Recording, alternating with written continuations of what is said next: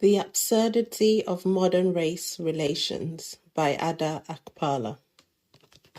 Ian Rosenblatt, a prominent Labour donor who supported Sir Keir Starmer's leadership campaign, was sued by a black lawyer who claimed to be a victim of racial discrimination after being greeted with a fist bump.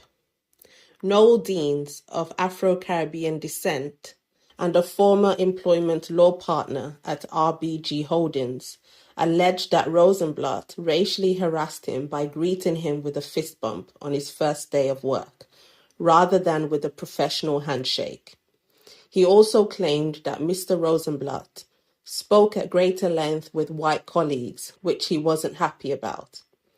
The tribunal ruled that Mr. Rosenblatt, senior partner of the business law firm Rosenblatt Group plc, did not intend to cause offence, and the case against him was dismissed. Some may look at this case and think it perfectly exemplifies how far we've strayed into absurdity in race relations, where well-intentioned and very normal gestures can be misinterpreted as racial harassment. And I agree. But I don't just see absurdity here. I actually see progress. If this is the racism we're dealing with today, we've clearly come a long way.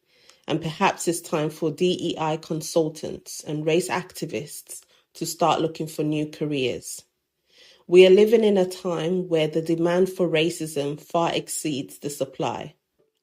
Noel Deans assumed that the reason he was greeted with a fist bump was solely because he is a black man. However, a fist bump is a gesture widely recognized across all cultures. It is used by people of all races and backgrounds. It is not exclusively a black thing. While the Employment Tribunal acknowledged the fist bump's strong association with black culture and its frequent use in DAP greetings, this does not mean the gesture is limited to, owned by, or exclusively associated with any one group. A similar argument often arises in discussions about who can wear certain hairstyles, like braids. When a white person is seen wearing braids, social media often erupts with accusations of cultural appropriation, with many black people arguing that it disrespects the unique history of black hair and the discrimination black people have faced because of their hairstyles. But facing prejudice for a particular thing doesn't automatically grant exclusive ownership of it. Also, braiding hair is not a practice that originated solely with black people. And even if it were, living in free liberal societies mean that people today, regardless of race, should have the right to style their own hair as they choose. The Deans Rosenblatt case not only wasted valuable time and resources that could have been directed towards more important matters, but it's also a sign of regression in modern race politics. Situations like these cause more harm to minorities than good. Such trivial and baseless complaints create a culture where colleagues feel they must walk on eggshells, hesitant to engage in normal social interactions for fear of unintentionally committing a social faux pas.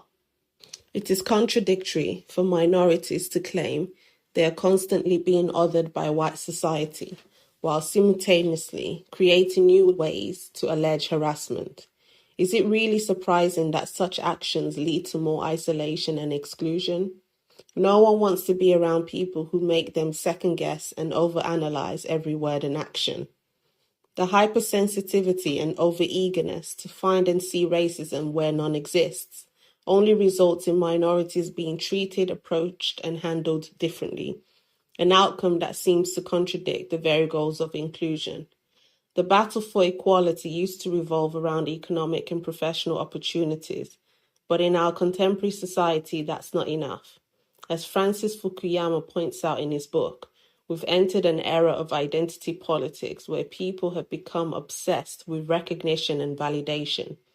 This shift to what he calls the politics of dignity is all about being seen and acknowledged, a craving Fukuyama attributes to themos, the part of our psyche that hungers for respect.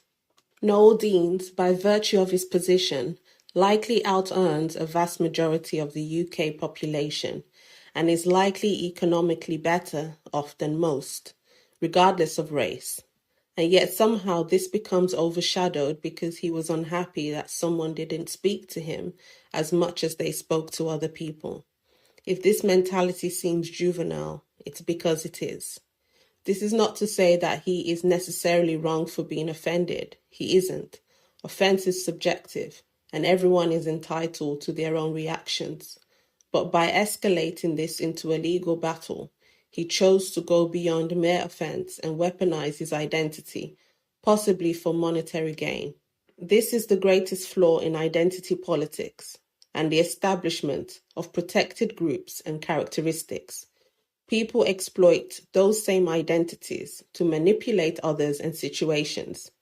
These opportunists often rely on racial grievances as a crutch or as a means to capitalize both financially and socially.